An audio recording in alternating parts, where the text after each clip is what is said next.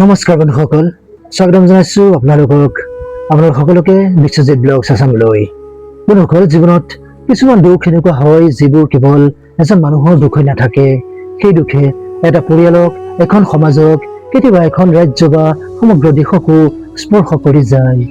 কোনো ডাঙৰ দুৰ্ঘটনা হওক, কোনো প্ৰাকৃতিক দুৰ্যোগ, আপোন এজন ব্যক্তিৰ মৃত্যু, সকলোৰে আপোনৰ মৃত্যু, কোনো হৃদয় বিদাৰৰ ঘটনা অথবা সমাজত সংঘটিত কোনো বেদনাদায়ক ঘটনাৰ সময়ত আমি সকলোৱে যেন একেলগে এটা গধুৰ অনুভূতি কঢ়িয়াই লৈ ফুৰিব লাগে বা লৈ ফুৰো আমি। এই অনুভূতিক আমি ক'ব পাৰো কালেক্টিভ চেডনেছ, অৰ্থাৎ সামূহিক দুখ। এনে সময়ত আমাৰ হৃদয় দুখেৰে ভৰি পৰে, উপচি পৰে, মন দুখেৰে মনটো অস্থিৰ হৈ পৰে আৰু কেতিয়াবা আমি আনৰ দুখ ইমান গভীৰভাৱে অনুভৱ কৰো যে নিজৰ মনটোৰ যত্ন ল'বলৈকে পাহৰি যাওঁ। কিন্তু এটা কথা আমি মনত ৰখা উচিত, আনৰ দুখ অনুভৱ কৰাটো মানৱীয়তা, কিন্তু নিজৰ মনটো সম্পূৰ্ণভাৱে ভাঙি পেলোৱাটো মানৱীয়তাৰ প্ৰমাণ নহয়। সেয়েহে আজি আমি কথা পাতিব বিচাৰিছো এনেকুৱা ধৰণৰ সামূহিক দুখৰ সময়ত কেনেকৈ নিজৰ যত্ন ল'ব পাৰি আৰু হৃদয় আৰু মনৰ মাজত কেনেকৈ ভাৰসাম্য বজাই ৰাখিব পাৰি। এই বেলেঞ্চ আপুনি কেনেকৈ মেইনটেইন কৰিব। প্ৰথমতে নিজৰ অনুভূতিক স্বীকাৰ কৰক। যেতিয়া চাৰিওফালে আপোনাৰ দুখৰ পৰিৱেশ থাকে তেতিয়া মনটো বেয়া লাগিব পাৰে, চকুত ওলাব পাৰে, দুচকুত চকু পানী আহিব পাৰে, একো কাম কৰিবলৈ মন নাযাব পাৰে। এইটো স্বাভাৱিক কথা, হ'বই এনেকুৱা। এইবোৰ অনুভূতি আহিলে নিজকে ক'ব নালাগে যে মই কিয় ইমান দুখী হৈ আছো। তাৰ পৰিৱৰ্তে আপুনি নিজকে কওক, হয় মই দুখ অনুভৱ কৰিছো এতিয়া, আৰু এই অনুভূতিটো অনুভৱ কৰাৰ অধিকাৰ মোৰ আছে। দুখ হ'বই, দুখ আহিবই। আমি অনুভূতিক জোৰকৈ দমন কৰিলে সেই অনুভূতি নাইকিয়া হৈ নাযায় কেতিয়াও। কেতিয়াবা ই আৰু অধিক গধুৰহে হৈ পৰে। সেয়ে যদি কান্দিবলৈ মন যায় কান্দি দিয়ক, অকণমান দুচকুৰ চকুলো বাগৰিবলৈ ওলাই যাবলৈ দিয়ক, অকণমান কান্দি দিয়ক জোৰকৈ, মনটো ভাল লাগিব। অলপ সময় নীৰৱে থাকিবলৈ মন গ'লে নীৰৱে থাকক, কাৰোবাৰ লগত কথা পাতিবলৈ মন গ'লে কথা পাতক। অলপ নিজৰ অনুভূতিক স্বীকাৰ কৰাটো হিলিঙৰ প্ৰথমটো খোজ, মনৰ শান্তিৰ। দ্বিতীয়তে হৃদয়ৰ কথা শুনক, কিন্তু মনটোকো লগতে ৰাখক। সামূহিক দুখৰ সময়ত আমাৰ হৃদয়খনে কয়, ইমান মানুহ কষ্টত আছে, মই কেনেকৈ সুখী হৈ থাকিম। এই অনুভূতিটো অহাটো স্বাভাৱিক কথা, আহিবই। কিন্তু মনটোৱে আমাক সোঁৱৰাই দিব লাগে যে জীৱনটো সম্পূৰ্ণৰূপে বন্ধ কৰিলে, জীয়াই থকা বন্ধ কৰিলে আনৰো আমি সহায় কৰিব নোৱাৰিম কেতিয়াও জীৱনত। আপুনি অলপ হাঁহিলে, অলপমান হাঁহিবলৈ চেষ্টা কৰিলে, অলপ জিৰণি ল'লে, ভালকৈ খোৱা বোৱা কৰিলে বা নিজৰ বাবে কিছু সময় উলিয়ালে, তাৰ অৰ্থ এইটো নহয় যে আপুনি আনৰ দুখবোৰ পাহৰি গৈছে।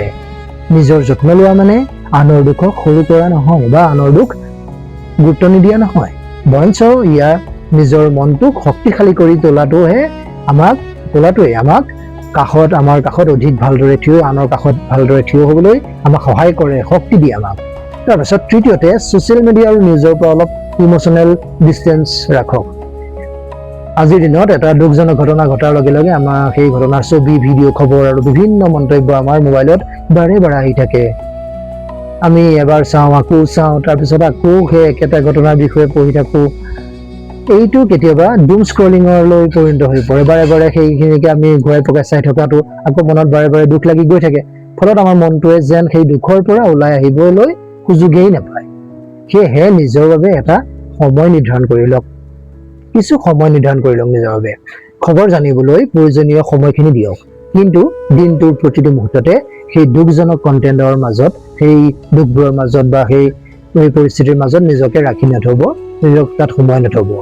কিছু সময় মোবাইলটো আঁতৰাই ৰাখক বা টিভিটো হ'লেও, টেলিভিশ্যন হ'লেও অলপ বন্ধ কৰি ৰাখক। অলপ মুকলি বতাহত বহক, এটা গান শুনক, আপোনাৰ ভাল লগা, আপোনাৰ মন পচন্দৰ এখন কিতাপ পঢ়ক, পৰিয়ালৰ কোনো এজনৰ লগত, আপোনজনৰ লগত কথা পাতক। মনটোকো বিশ্ৰামৰ প্ৰয়োজন হয় বন্ধুসকল আমাৰ। চতুৰ্থতে আনৰ সৈতে সংযোগ বজাই ৰাখক।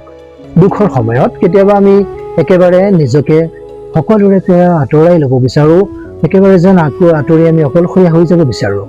অলপ নীৰৱতা প্ৰয়োজনীয়, কিন্তু সম্পূৰ্ণ একাকিত্ব সদায় সহায়ক নহ'বও পাৰে। একেবাৰে অকলশৰীয়া হৈ থকাটো, আপোনাৰ কোনো বিশ্বাসযোগ্য বন্ধু, পৰিয়ালৰ মানুহ বা আপোনাক বুজি পোৱা কোনো এজন ব্যক্তিৰ সৈতে কথা পাতক।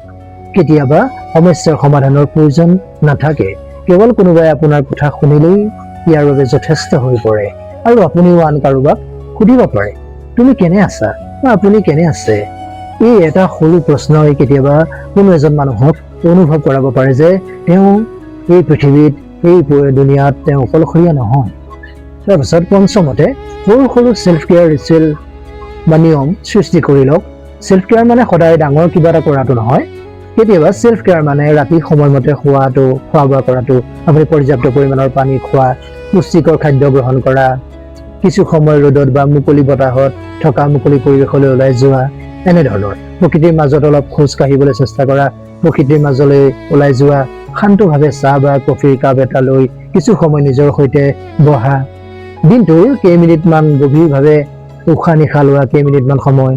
এই সৰু সৰু কামবোৰে আমাৰ মনটোক এটা মেছেজ দিয়ে, এটা সংবাদ দিয়ে যে মই মোৰ যত্ন লৈ আছো।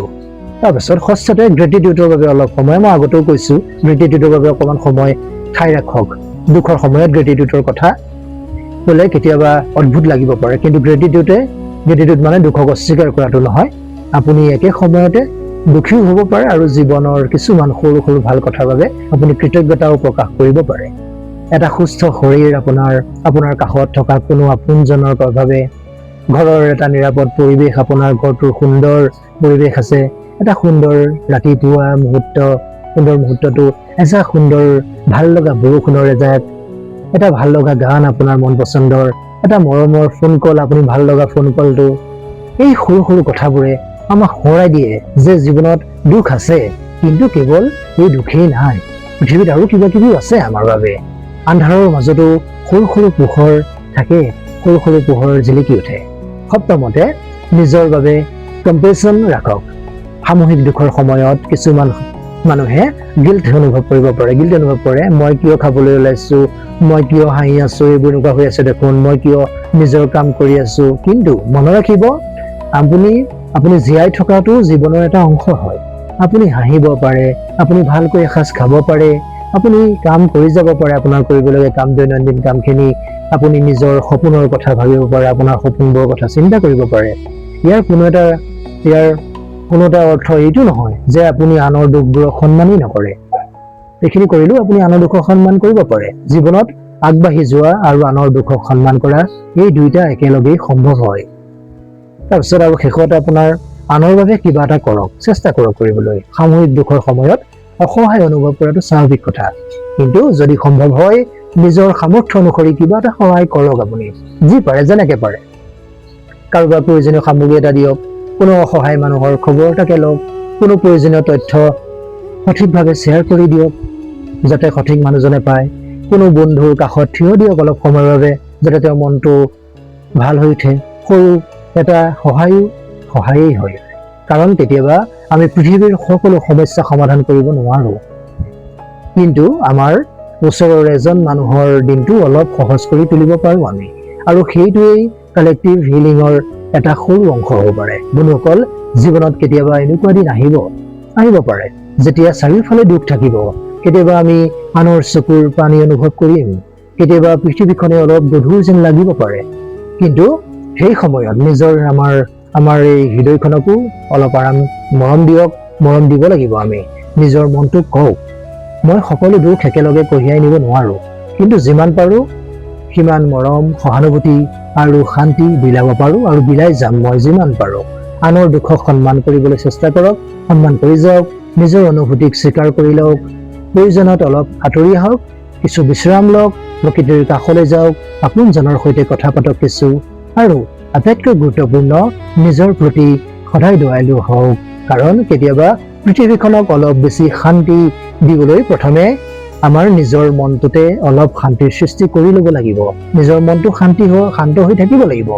যদি এই ভিডিঅ'টোৱে আপোনাৰ মনত অলপ হ'লেও শান্তি আনিছে কঢ়িয়াই, তেন্তে ভিডিঅ'টো নিশ্চয় লাইক কৰিব, আপোনাৰ আপোনজনৰ সৈতে ভিডিঅ'টো আপোনাৰ পৰিয়াল তথা ফেমিলি, বন্ধু বান্ধৱীজনৰ ওচৰতে শ্বেয়াৰ কৰি দিয়ক, আৰু বিশ্বজিৎ ব্লগ চেচন চেনেলটো ছাবস্ক্ৰাইব কৰিবলৈ নাপাহৰিব, যাতে এনেধৰণৰ ভিডিঅ' লাভ কৰি থাকিব পাৰে। পুনৰ লগ পাম আন এটা সুন্দৰ বিষয় লৈ। তেতিয়ালৈকে নিজৰ যত্ন লওক, সুস্থ হৈ থাকক, কুশলে থাকক, জীৱনটোত হাঁহি আগবাঢ়ি যাবলৈ চেষ্টা কৰক, আপোনজনৰ লগতে নিজৰ যত্ন লওক, মনটো শান্ত ৰাখক। ধন্যবাদ। জয় আই অসম।